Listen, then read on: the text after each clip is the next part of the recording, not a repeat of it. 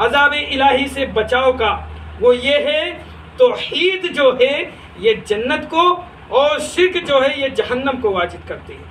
तौहीद ये तौहीद खालिस है, एक अल्लाह रब्बुल इज़्ज़त की इबादत है, तो आपको ये जन्नत को वाजिब करती है तौहीद खालिस वालों के लिए।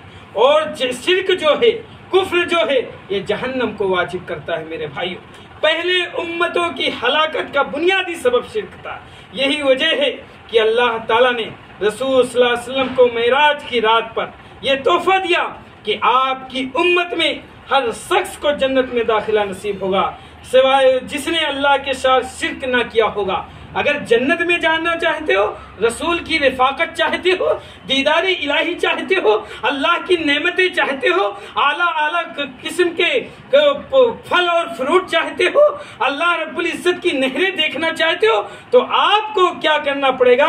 अल्लाह के साथ किसी को शरीक नहीं ठहराना है, बल्कि खालिस अल्लाह रब्बुल इज़्ज़त के लिए आपको इबादत करनी है, उसके लिए नेकियां करनी है और उसको हर मामलात में अल्लाह रब्बुल इज़्ज़त को एक मानना है। मेरे भाइयों, और गोया शिर्क जो है ये जहन्नम में जाने और तौहीद बारी जहन्नम से बचाने का सबब है। क्योंकि सैयदना जाबिर रज़ियल्लाहु ताला अन्हु से रिवायत है कि एक आदमी नबी सल्लल्लाहु अलैहि वसल्लम की खिदमत में हाजिर हुआ।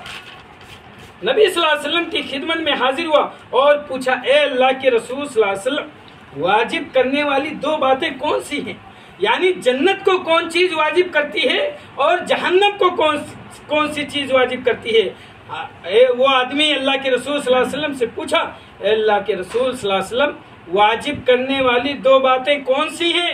आप सल्लल्लाहु अलैहि वसल्लम ने जवाब दिया, मम्मा तला युश्रिकु बिल्लाहि शय्यन दखलल जन्ना व मम्मा युश्रिकु बिल्लाहि शय्यन दखलन नार, मम्मा तला युश्रिकु बिल्लाहि शय्यन दखलल जन्ना। जो शख्स किसी चीज को अल्लाह के साथ शरीक ना करता हुआ फौत हो गया, गोया कि उसके लिए जन्नत वाजिब हो गई। और और जो शख्स अल्लाह रब्बुल इज़्ज़त के साथ शरीक ठहराया और उसी हालत में मरा और उसके लिए दोज़ख वाजिब हो गई। मेरे भाइयों, हम और आप सोचें कि अगर हमें जन्नत चाहिए, अल्लाह रब्बुल इज़्ज़त ने हमारे लिए एक सीधा रास्ता, उसूल और कायदा और कुल्लिया बना दिया कि अगर आप तौहीद खालिस पर चल लें, तौहीद है आपके अंदर, रसूल के बताए हुए मुताबिक आप अमल कर रहे हैं, सुन्नतों पर चल रहे हैं, तो गोया कि आपके लिए जन्नत वाजिब है।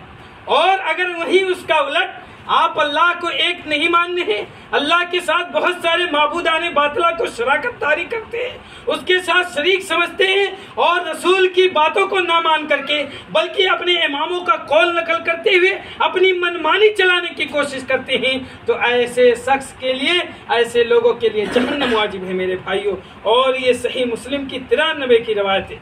तीसरी जो चीज़ है जहन्नम से बचाव, अज़ाब इलाही का शिकार ना होने का, दुनिया के अंदर नमाज और कसरत ज़िक्रुल्लाह अज़ाब इलाही से बचाव का बाइस है। यानी हमें अज़ाब इलाही से बचना चाहते हैं, फितनों से बचना चाहते हैं, मसाइब और मुश्किलात से बचना चाहते हैं, तो हमें कसरत से नमाज अदा करनी होगी और कसरत से ज़िक्रुल्लाह, अल्लाह का जिक्र करते रहना है।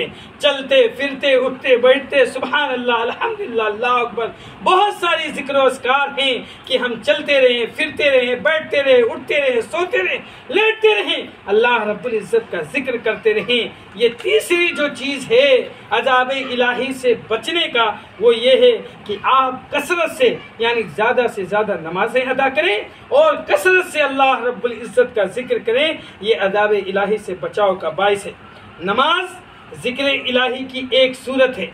ये नमाज जो है, जब इंसान सजदे में जाता है तो गोया कि वो अल्लाह रब्बुल इज़्ज़त से अपने बात कर रहा होता है।